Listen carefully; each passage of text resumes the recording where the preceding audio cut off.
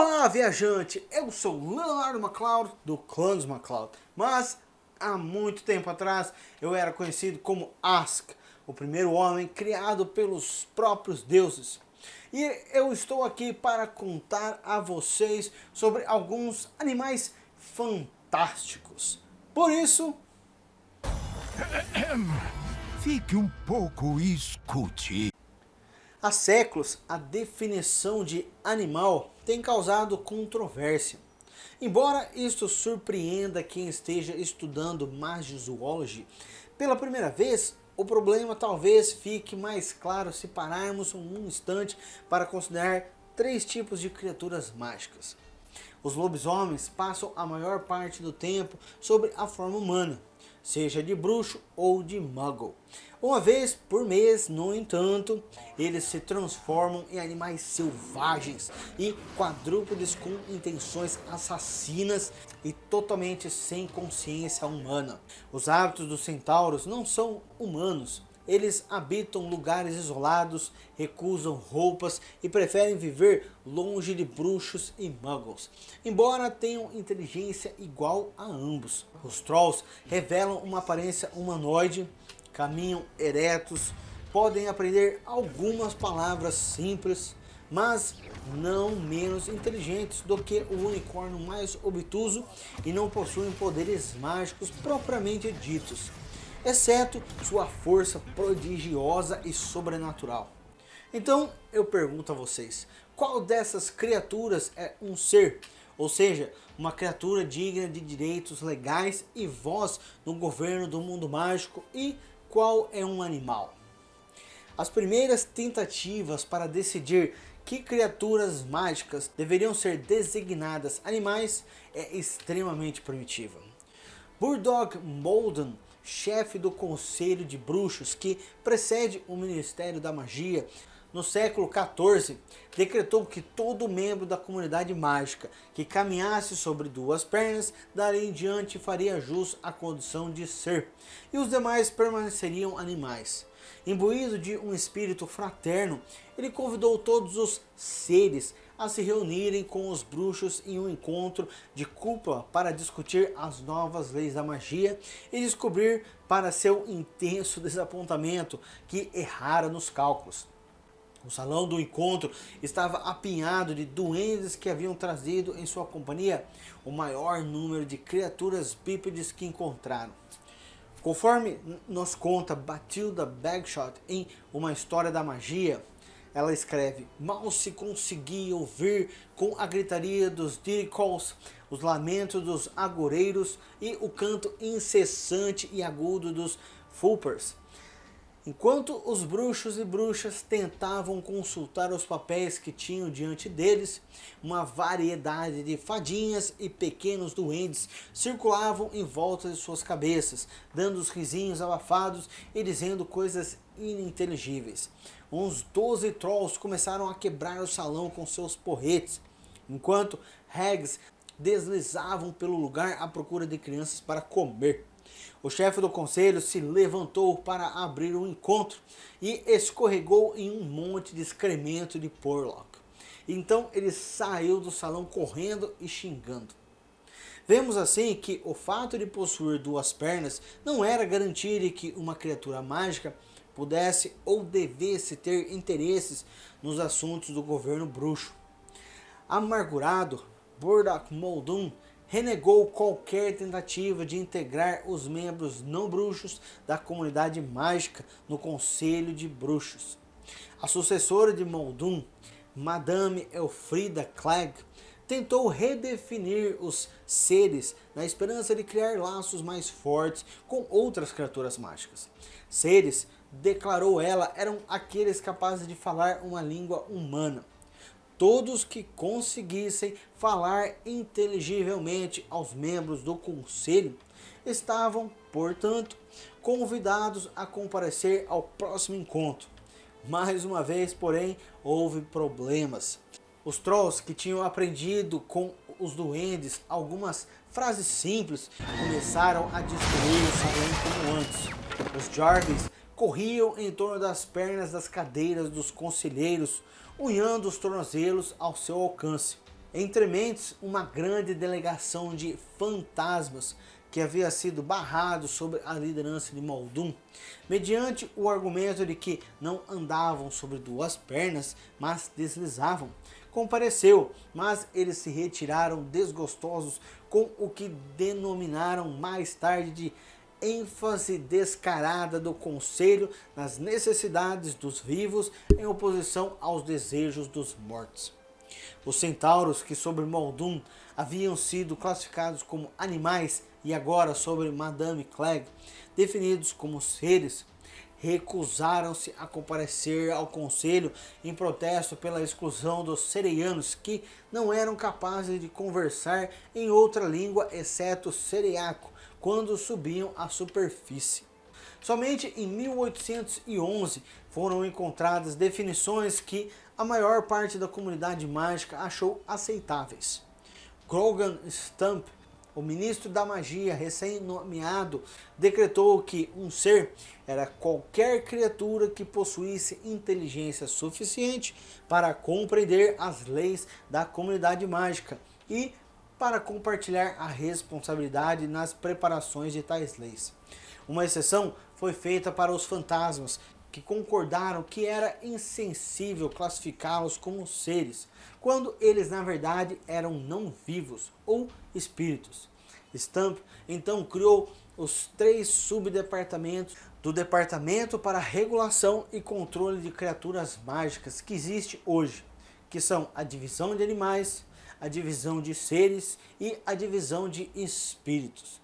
Na ausência dos duendes, os trolls foram interrogados e o conselho concluiu que não entendiam nada do que lhes era dito. Foram, portanto, classificados como animais, apesar de andarem sobre 2 pernas. Os sereianos, pela primeira vez, foram convidados por meio de intérpretes a se tornarem seres.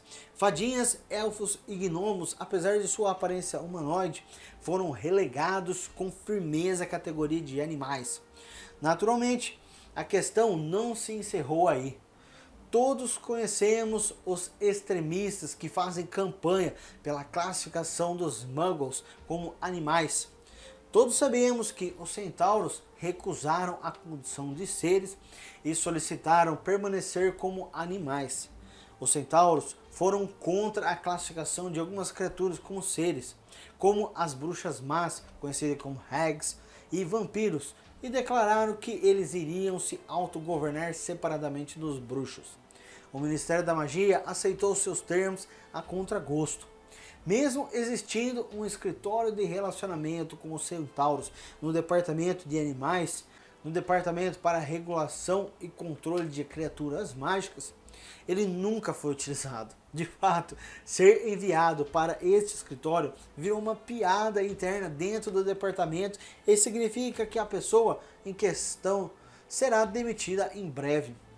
Os lobisomens foram transferidos da divisão de animais para a de seres há muitos anos. No momento em que Newt escreveu seu livro, havia um serviço de apoio aos lobisomens na divisão de seres, enquanto o registro de lobisomens e a unidade de captura de lobisomens permanecem subordinados à divisão de animais. Várias criaturas extremamente inteligentes são classificadas como animais porque não conseguem superar suas naturezas brutas. As acramântulas e as manticoras são dotadas de linguagem, mas tentarão devorar qualquer humano que se aproxime delas. A esfinge fala somente em charadas e enigmas e se torna violenta quando recebe uma resposta errada. Abordemos agora a pergunta que bruxas e bruxos mais fazem quando a conversa se volta para a magizoologia. Por que os muggles não veem essas criaturas? Por mais surpreendente que possa parecer a muitos bruxos, os muggles nem sempre foram ignorantes a respeito das criaturas mágicas e monstruosas que nos esforçamos há tanto tempo para esconder. Um relance pela arte e literatura Muggle da Idade Média revela que eles sabiam ser reais muitas das criaturas que hoje consideram imaginárias.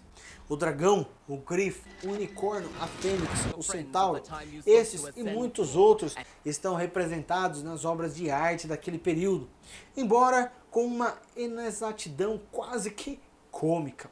Contudo, um exame mais atento dos bestiários muggles daquele período comprova que a maioria dos animais mágicos ou passou inteiramente despercebida dos muggles ou ficou confundida com outra coisa qualquer. Eu pude examinar o fragmento do manuscrito a seguir, de autoria de um tal irmão Benedito, um monge franciscano de Worcestershire.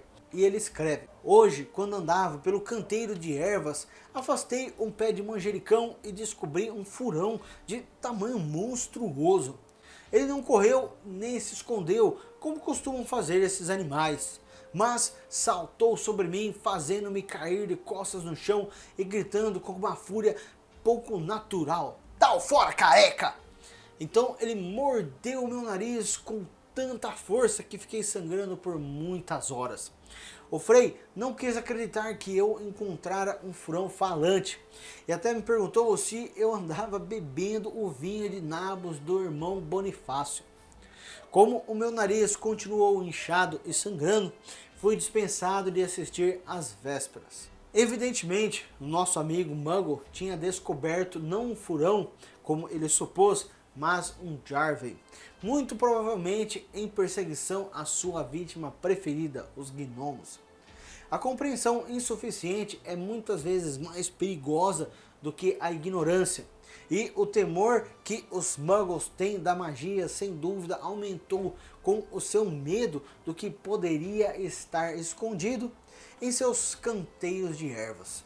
A perseguição dos muggles aos bruxos nessa época estava atingindo uma intensidade até então desconhecida, e a visão de animais como dragões e hipogrifos continua para a histeria dos muggles. Não é o meu objetivo aqui, e nem foi o de Newt, quando ele escreveu o livro dele, discutir o período de trevas que precedeu a retirada dos bruxos para a clandestinidade.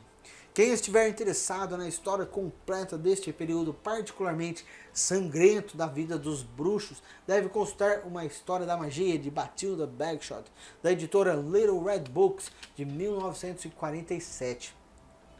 Devemos estar nesse momento interessados apenas no destino dos animais fabulosos que, como nós próprios, tiveram de se ocultar para que os muggles se convencessem de que magia não existia. A Confederação Internacional dos Bruxos, então, discutiu a questão em sua famosa reunião de cúpula de 1692.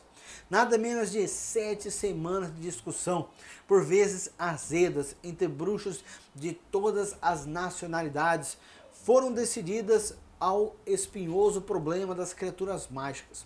Quantas espécies poderiam ser ocultadas do olhar dos muggles e qual deveriam ser? Onde e como escondê-las? E o debate prosseguiu acalorado, e embora houvesse criaturas inconscientes de que seu destino estava sendo decidido, outras contribuíram para o debate. Delegações de centauros, serianos e duendes foram persuadidas a comparecer à reunião de cúpula. Finalmente chegaram a um acordo.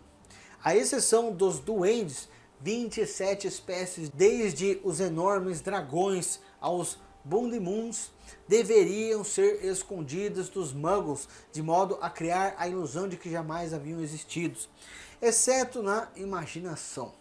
Esse número cresceu no século seguinte, à medida que os bruxos adquiriram maior confiança nos seus métodos de ocultamento.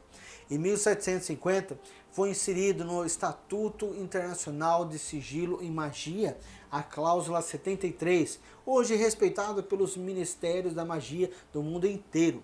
E ela escreve: todo governo bruxo se responsabilizará pelo ocultamento, cuidado e controle de todos os animais, seres e espíritos mágicos que vivem dentro das fronteiras do seu território. Se tais criaturas causarem mal ou chamarem a atenção da comunidade Muggle, o governo bruxo da nação afetada será disciplinado pela Confederação Internacional dos Bruxos. Voltaram, né? Isso é tudo por hoje, porém, logo vou começar a contar sobre os animais fantásticos que habitam o nosso mundo. Porém, não esqueça, antes de sair, primeiro, se você não faz parte do clã, clica no botão inscrever-se para fazer parte do clã. Segundo, deixe seu gostei para que o YouTube saiba que este conhecimento deve alcançar outros. Dessa forma, você ajuda a espalhá-los pelos 4 cantos do reino. E em terceiro lugar, marca o ícone do sininho para que você possa ser notificado quando sair novos vídeos sobre os animais fantásticos do nosso mundo. E também não se esquece, me segue nas minhas redes sociais, os links estão na tela aparecendo e eles estão na descrição deste vídeo, para que você possa ficar sabendo sobre os próximos vídeos que eu estarei liberando. E também, até o próximo vídeo, que os antigos deuses possam guiá-lo em seu caminho.